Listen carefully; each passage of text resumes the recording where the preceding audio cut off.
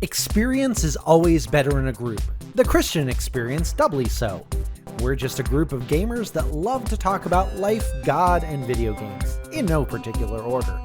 So whether you're a newbie or a grizzled ancient like us, we want to help each other roll the level.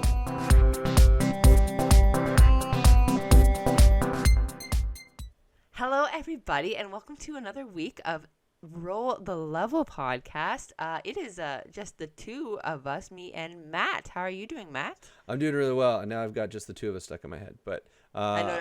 I was thinking when I was saying that, I was like, "Oh no, this is gonna be bad." Right? It's now gonna be the theme song.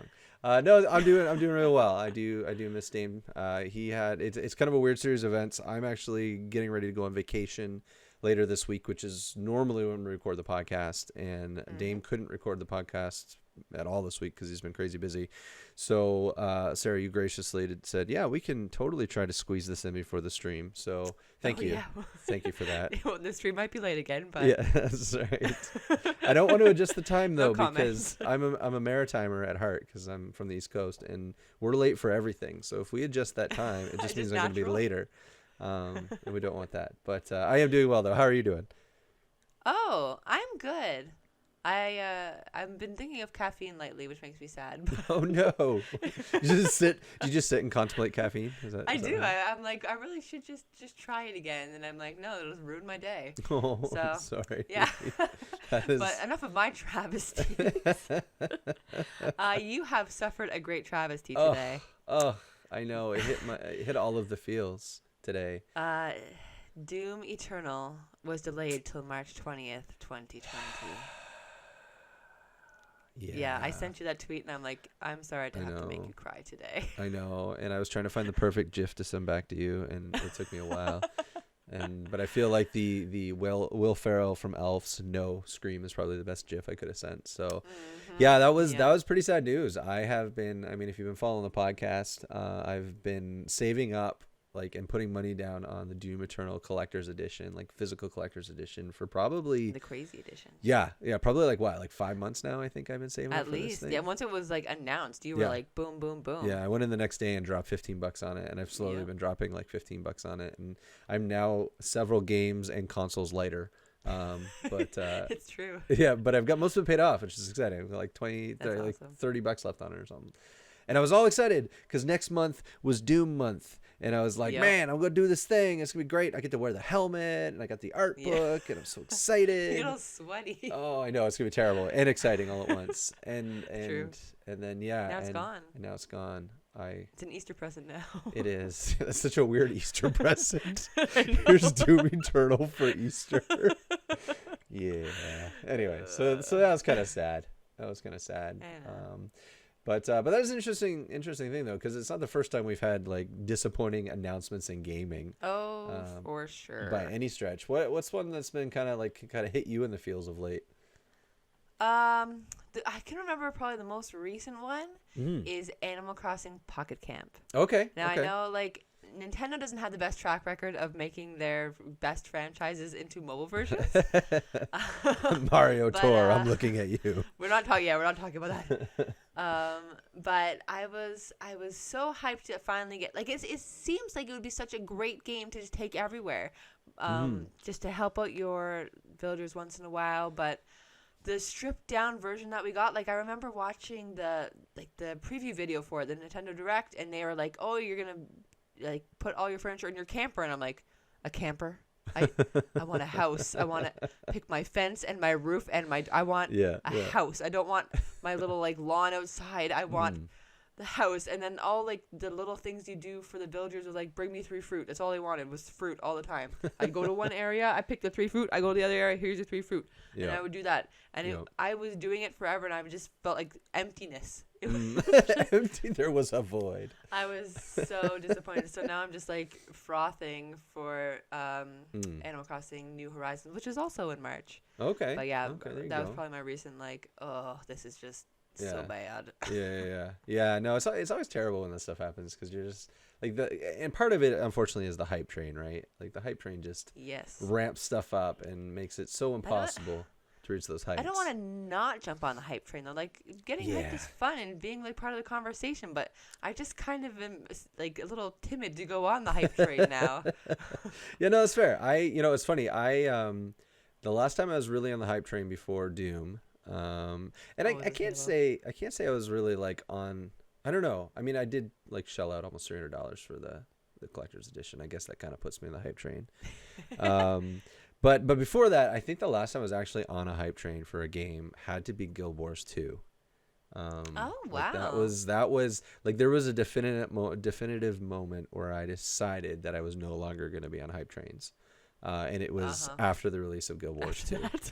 Yeah. Wow, sad day. Yeah, it just and don't get me wrong, Guild Wars 2 is a fine game. It has it's gotten so much better over the years. It has. It's got its pros and its cons and stuff like that. But like just the way it was built up, and probably mostly in my own mind, but the way that game was built up, and then just like when it finally released, and within 2 weeks I'm max level, scratching my head, going, what do I do now? What's next?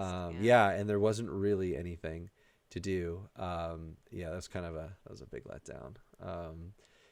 But we have to move forward, right? We got to press forward. Exactly. In the midst of the these, next WoW expansion will come out, and everybody will be fine. Yeah, and March is just around the corner, so it's fine. Exactly. Fine. Yes. And as a bonus, they're now if you pre-ordered Doom. Sorry, side note. If you pre-ordered, you're getting N64 version as well. Yes. So that's because everybody wants that.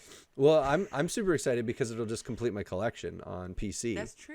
And then I'll just have to pick it up on Switch to complete that side of the collection. You need everything on Switch still. Yeah, well, I've got all of them except for Eternal and N64 version, but I'll wait for a sale to get those. Or actually, I'll just wait for the port and see if I can review it. Is my game plan. So. Yeah, because that'll be later, so you got a chance. Yeah, it's true. So I'm excited for that. So it'll be good. But that does bring up an interesting topic, and it's this topic of in the midst of the stuff that happens in life, in the midst of those real tragedies, not the bumping of a game date or anything, but actual real life struggles. Like how do we face those? How do we move forward in them? Because the Bible actually, the Scripture actually is a really interesting perspective on that. In 1 Thessalonians 5, Paul talks about this idea. Like he kind of gives this at the end of his book. He gives this final instruction to the Thessalonians, and in there in verse 16 he says, "Rejoice always." That's the whole verse. 16, rejoice always. 17 is just as long. Pray continually. So you got rejoice always, pray continually, and then 18 it says, give thanks in all circumstances, for this is God's will for you in Christ Jesus. And that's a pretty intense command, right? I wish it was from memory verses. Yeah, it's true. It's true. It's true. But like just I mean, 3 little verses. With some pretty heavy weight to them. Yeah, they do. And I mean, that raises the question, like, how do we do these things? How do we rejoice always? Because sometimes life is really hard. No kidding. Sometimes we face things that's just, it's so much bigger than us, and we look at it going, are you kidding me right now? Sometimes I just find it so easy to just get caught up in the negative too. Like it's just kind of a spiral, like a tumbleweed. He just keeps on going. Yep. But yeah, like once you're in the deepest parts, you kind of feel lost, and you don't want to find the good anymore. Kind of like it's just not attainable to you anymore. Yeah, it's feel at least. It's not true. No, absolutely. Like it's very easy to get stuck in that rut of feeling hopeless and feeling like there's nothing more you can do. And it's a very real thing. I mean, a lot of people get stuck in that space. And we were talking the other night, actually, at Life Group. For our listeners, Sarah and I are both part of this.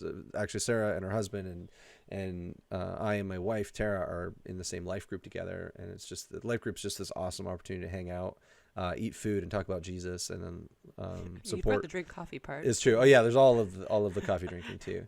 But we're in Life Group, and this topic of like how do you deal with the current circumstances when they're not great, and I think there's some really good practical wisdom that came out of that discussion, and I thought it'd be kind of cool if we could share a little bit of that right now. But Sarah, you had some cool kind of things that you do. That help you kind of in that command of rejoicing always, praying continually, giving thanks in all circumstances. So why don't you share a little bit about your experience and what kind kind of some of the disciplines you've put in place?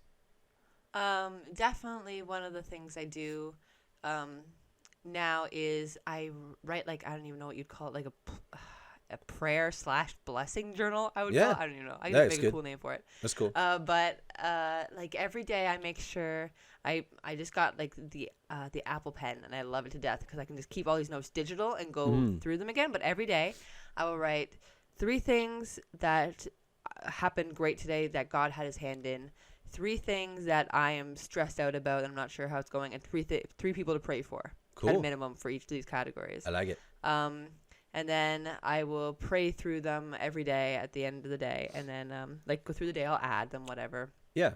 And then the next day, if any of these stresses are still with me or any of these people still need praying for, they'll just keep continuing down the list and keep on going. And then as you get further and, like, stuff starts coming off the stress list, because you realize that God is working through all those things, and they're going on to, like, oh, those were my good things this day, and they weren't on the terrible list that time. So I really love going back and just seeing, like, oh man, like, you don't really think about the great things that you have.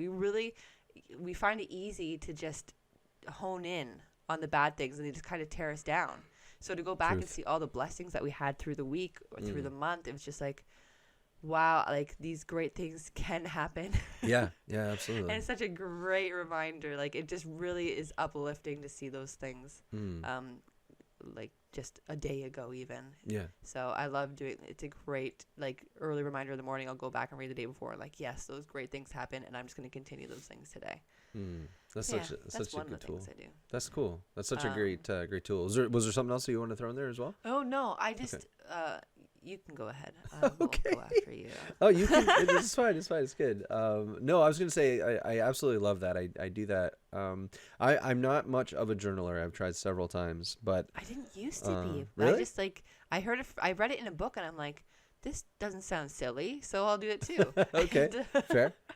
And I got into it, and I'm like, it has really helped me, like, just focus. Cool. On good things rather than just being stuck on, like, like, because my prayers would be so selfish, I would find, like, woe is me kind of thing. Yeah. So when I can, like, go back and read off of my list, and it's like, oh, there are good things too, thank you. Like, there's thank yous to be put in there, not just like, please do this for me. Yeah. So yeah, it has really, really helped.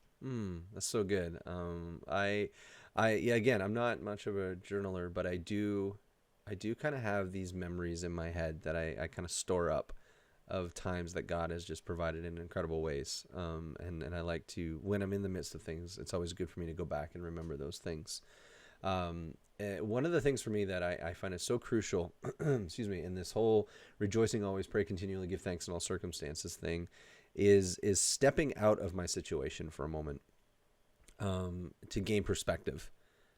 Because I find a lot of times when I get focused in on the problems without proper context, without proper perspective, it's so easy to get stuck in that woe is me mentality, right? Because all I can see is the problem. You know, all I can see is this thing in front of me. It's like when you're walking down the road and you come up to like a chasm, but you're looking down, so all you can see is the chasm. Yep. Instead of looking up and realizing 20 feet to the right is a bridge. But we get so focused at looking down at the problem that we lose perspective. And so I found myself one of the disciplines that I really try so hard to practice, and some days are better than others, and I have great people that remind me of these things. But I will try to step away from the situation and focus in on God, and who He is and what He's about, right? Just out of Matthew, excuse me, out of Matthew 6, seek first His kingdom and His righteousness. Seek first His kingdom, what He's doing, and His righteousness, who He is, and everything else kind of falls in place. And I love that passage. Like, it's one of my life verses, because when I get that right, when I actually have my focus there, God actually gives me a right perspective on these other things. And I start to see things from His perspective, and it's like, oh wait, yeah, no, God of the universe, He's got this right. That's important to remember. But it's so important for me to stop and be intentional about doing that. And sometimes that means like literally getting out of whatever space I'm in. So if I'm physically at a location and I'm dwelling on something or wrestling with something, a lot of times I'll jump in my car and just drive away from that situation, or get out of the space and go for a walk. Right. Sometimes that is like listening to music. Sometimes it's going for a run. Sometimes going for a run just allows me to get out of my head because I have to focus on not dying. Exactly. Right. Keep breathing. Yeah, I gotta keep breathing. But it helps break that cycle. And that's a cool thing too. Like when it comes to like these disciplines, there's not like this like list of 5 things that you can do, and those are the only things you can do to get closer to God, right? It's a much bigger. Pastor Tom, he's our lead pastor of the church. He always talks about creating a menu of spiritual disciplines. Like, what are the things that connect you to God? Is it jumping on your motorcycle and going for a drive? Is it going for a hike? Is it cooking? Is it reading the word? Is it praying? Is it, fill in the blank? But to create this menu, because life has ebbs and flows. I was going to say, I don't want anything off the fish menu. It's not going to work for me, but I'll take stuff off the vegan menu. That's great. Right? So absolutely. You got to make your own menu. What works for you? It's true. And that list changes and it develops but again, we have to be intentional about constantly developing that out and finding those things. And so for me, like to rejoice always and to pray continually and to give thanks in all circumstances, I can only do that when I step back and see what God has done and see what God is doing and remember who he is. And that happens practically by drawing close to him, in these different ways, via reading or praying or running or walking, or sometimes it is writing. I don't journal, but I like to write. And so a lot of times it's just writing. But yeah, I think there's we have to be intentional about stepping out of that situation and looking at it from a different perspective. Yeah, for sure. I think that's something that keeps me intentional is definitely being in community. Yeah. Is definitely a big thing. Good insight. If I'm in a bad spot, and I'm someone who dealt with depression, so I know bad spot. So I'll go to my accountability partner. Everybody should have somebody that they're accountable to. That's that's in the kingdom kind of thing, because you will work together. They will take care of you. They'll message you. They will just give you the support to get out of that place, because they want to see the same thing for you. They want to see you in the kingdom with them, and they want to see you prosper. So I think being in community is definitely a big part of staying in the word and keeping going, or else we're just I could easily stay in my basement all the time, loving life, playing games. Yeah. But I definitely find that when I'm in community, even with one more person, 2 more people, recording the podcast, I'm in community recording, and it's just it makes me just remember how great the blessings I have are to be able to take part in the podcast, and just to talk about him just gets me so much closer to him. I feel that's part of my menu. Yeah, I think that's so good. I get super jazzed when I have the God talks. No jokes. Like, one of my favorite things in life, and it's actually on my menu as well. One of my favorite things in life is just to sit down with a couple friends and just start talking about Jesus, and just watching how Christ just dominates the conversation, and I mean, we just go forever. It's so good. There's just, I mean, Dame and I used to do it in college all the time, and on the rare occasions where we actually get to see each other, we do that. But I've had friends over the years, and that's been just that connect point for us, has been sitting down and just talking about Jesus and talking about the lordship of Christ and justification by faith and all these incredible things about God. And the awesome thing about talking about God is you're never going to run out of things to talk about. Exactly. It is one of those infinite topics. It's like you designed it that way. But yeah, I think that's a great point, Sarah, that community is so crucial in this, because we can so easily get distracted and forget. Oh, for sure.